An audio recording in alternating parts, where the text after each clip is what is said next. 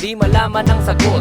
At mga oras na bigla na lang nalulungkot. At sa tuwing naaalala mga nakaraang pagmamahalang kay tamis na sa'yo lang naramdaman. Pero para bang bangungot, ika'y biglang naglaho nang nalaman kung ikaw pala ay merong bago. Saan ako nagkulang? Bakit pinabayaan? Wag mo akong iwanan, di ko makakayanan. Hindi ko na alam kung saan ako nagkamali. Hindi ko rin alam kung paano pa ako ngingiti. Sana naman sabihin mo sa'kin kung ano ang dahilan, para di na masaktan pa ulit-ulit na lang. Babalik ka pa ba o aasa na lang?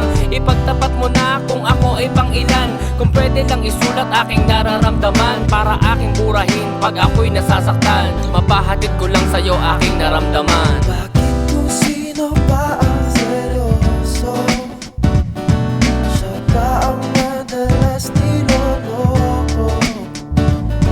Sadya bang ganito o ako'y nalilito?